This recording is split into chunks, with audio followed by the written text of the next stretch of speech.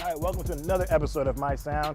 I'm your host, Lorenzo Green, and we have a very special guest today, a world-class musician who got his start right here in Newport News and graduated with his four brothers at Menchville High School. Since then, he has been known for his work with Bela Fleck and the Flecktones and his 10 solo albums, and is considered by many to be one of the best in the world. He's recently made his way back to town for a series of concerts with the Virginia Symphony Orchestra.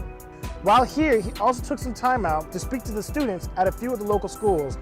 After his visit to Menchville High School here in Newport News, he was kind enough to take a few minutes to chat with my sound producer, Josh Stout. Check it out.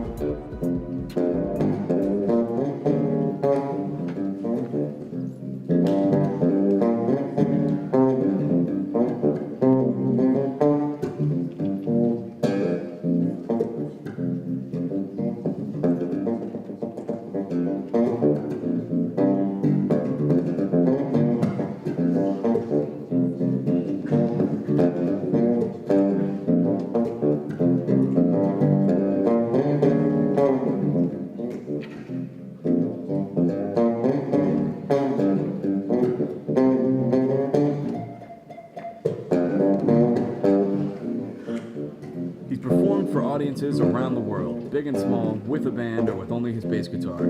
He's an author who challenged the way you think about music, a nature lover and president of his own Center for Music and Nature in Tennessee. He's earned 5 Grammy Awards, recorded 10 solo albums, and many more with other great musicians. The youngest of the highly talented Wooten brothers, Victor Wooten is considered legendary among musicians, and perhaps the best to ever play the electric bass guitar.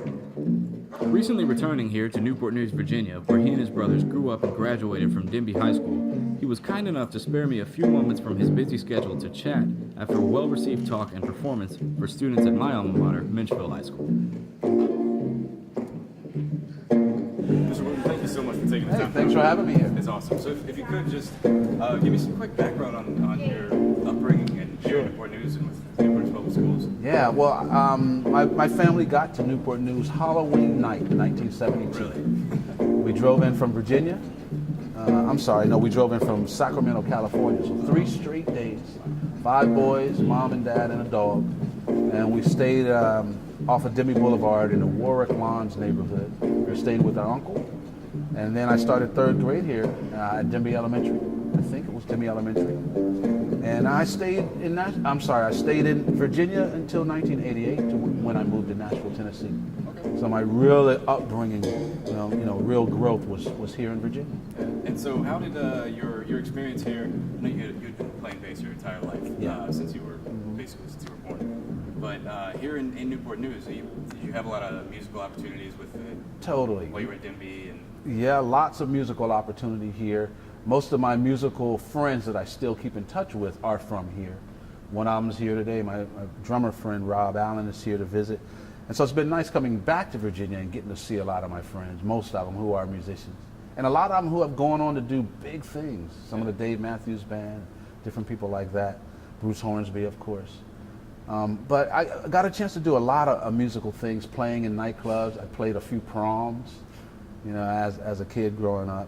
But yeah, I would say most of my, the core of my musicality came from my years in Virginia. That's really cool. We love that. And we love, obviously a great success story from Newport News Public Schools. It's really cool. And you know what, I say this too, I worked at Busch Gardens quite a bit in the different shows there. And that was a big learning thing for me, because it was really the first time where I wasn't playing with my brothers. Yeah. So I had to learn how to play with other people.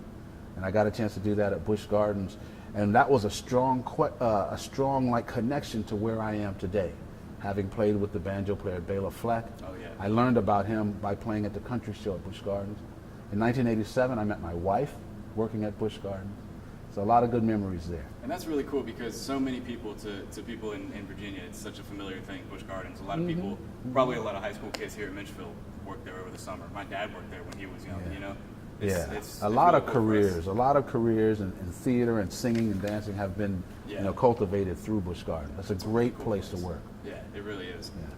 And so, what was it, 1988, you ended up moving to Nashville? Sure. It was the end of 88 when I went to, I thought I was just visiting. Okay. But here I am now, you know. So you liked it enough that you decided to stay. I decided to stay. And so from there, you went to started playing with Bela Fleck. Right, right. And is that sort of where you took off? Well, that's when I guess the rest of the world, maybe the public around the world, knew who I was. And my brother, who's the drummer, Roy, they call him Future Man. He's a drummer for that band. But we had, you know, I had been playing my whole life, so I was already doing it. But I got to do it on a worldwide stage when I joined Bela Fleck and the Flecktones.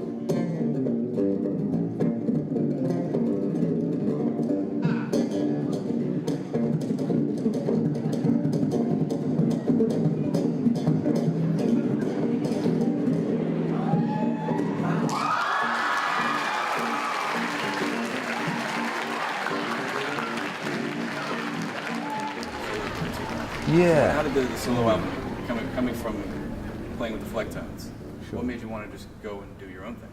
Well, I mean, it's sort of like starting your own business. You know, you work for people for a while, you enjoy it, and you learn it. But then sometimes you want to say your own thing in your own way. And so doing the solo album was my opportunity to do that. For Bela, he was with another band. And he started his own band called the Flecktones so that he could do his own music. So I was kind of following his suit, doing his own thing. After doing the Flecktones for a good 5-6 years, I was ready to try my hand at doing my own thing. Okay, I mean, it makes perfect sense. It does. And I'm sure everybody probably wants to do that eventually. Of course, of course. And then so a few years ago, you wrote a book, as you probably know. I've got it right here. It's The Music Lesson. Yeah. And I've read this probably 3 times so far. Wow. And I've even listened to the audiobook, which is fantastic. Thank you. You've got Right. great voice actors doing the characters, Well, great soundtrack. Sure, all the characters that inspired the characters in the book. So the teacher, Michael, Yeah. all those are inspired by real people. And I had those people come in and read their parts for the audio version. So you're going to get different voices. Then I added a lot of music, like you're scoring a movie. I scored it. There's some sound effects. So it's like listening to a movie. Yeah. It was a fun project. See, when I picked up the audiobook, I kind of expected, the normal audiobook, just somebody's reading it to you. Yeah. But I was really, it reminded me of back in the day when they would take a movie and make it a radio play. Exactly. It's sort of the same Yeah. thing. So and I really recommend this to any musician, Yeah. especially, but honestly to anybody, because your Yeah. lesson is about life. It is. It's life principles explained through music, because I feel that that's a safe way to do it. Absolutely. You know, if you want to talk about religion or politics or racism and stuff, that's a touchy subject. Yeah. But I can address all of that and call it music, and people will still enjoy it. And there was a lot that can be applied to so much more than just music that Absolutely. you touched on in this book. And Absolutely. It really amazed me because I almost expected a bit of an instructional type of thing when I picked up the music lesson. Right. But it's a story, and it's a story. really great way to teach or to show. Right, you got it. You read it. I hear it. Or to learn is to hear the story rather Sure. than just being taught. Sure. I wanted it to be like Star Wars, Avatar, anything like that. Yeah. You don't have to get into the lessons. The lessons are there from those movies. What Yoda says is real cool stuff. Yeah. But we don't have to argue over whether Yoda's real or not. You know? Just enjoy it. Yeah. I wanted a book like that. Something I didn't have to defend. Something you could just enjoy. But for those that want the lessons, they're in there. See, when I finished it, I kind of thought, is that real? But I don't really want to know. Doesn't matter. And I thought about asking you, but I don't really want to know. You know what? It Doesn't doesn't matter. change the story. Not at all. Because whether it's real or not is your decision. If I say yes, then you get to decide. Or if I say no, you still get to decide. The lessons are very real. But the lessons are real, and that's what's more important. Did it really happen? Even if it did or didn't, it's still a story to you, because that moment is gone. And that's why I wrote it that way, so I didn't have to waste time explaining what was real, what wasn't. Yeah. The lessons are there. Either learn them or just enjoy the story. Yeah, it's a page turner. Really, you want to find out what happens next. It's not like learning scale, Yeah, each chapter ends on a little hanger, Yeah, you want to find out. It's a page turner. It really is. Good. So is it true that you're working on a sequel? I am working on a sequel. I'm trying to get it done this year because 2018 is the 10-year anniversary of that book. Oh wow, has it been that long? 10 years. Wow. Time goes so fast as we get older. So I want to have the sequel out, but I have to finish it. Yeah. I can't wait. I was hoping there was a sequel, and I saw, I think, on your website that it's coming. The sequel's coming soon. It's coming. I was very excited. I don't know how soon, but it is coming. Well, we'll be keeping an eye out. Thank you, sir. Thank you. And so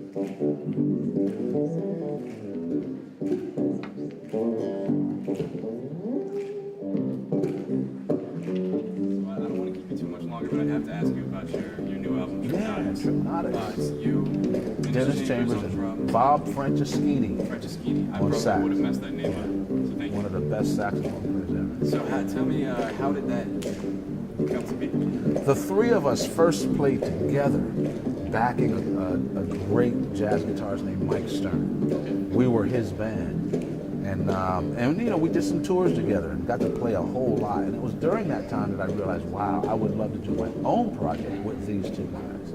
And I thought I was going to do the traditional thing, have a fourth musician, and just to make it different than Mike Stern band, not Mike, because then it would be the same thing, but maybe another keyboardist or maybe even another bass player that would free me up. But as we started to do it, I realized, wow, it's more special just as a trio. Yeah. It's different. And so we have been touring and recorded the record as a trio.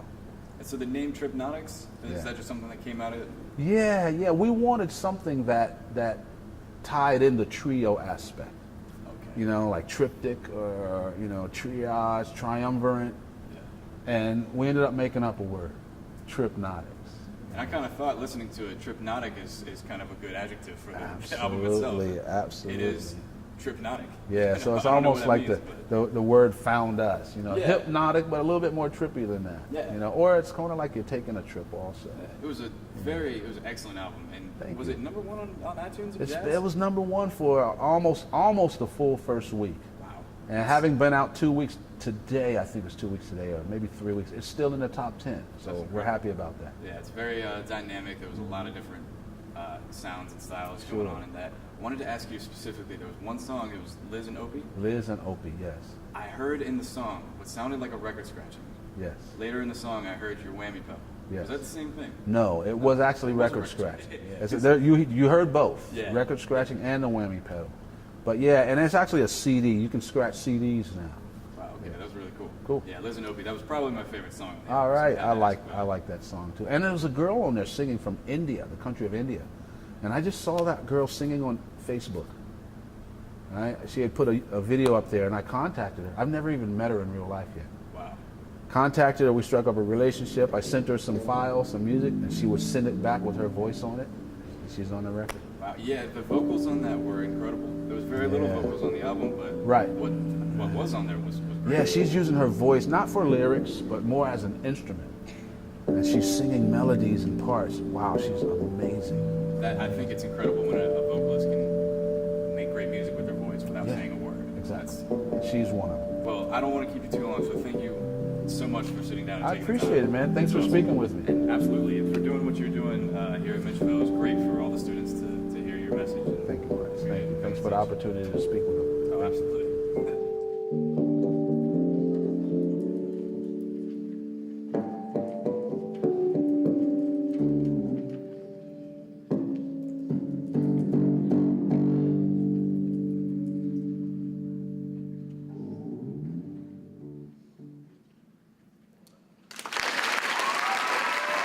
Thank you.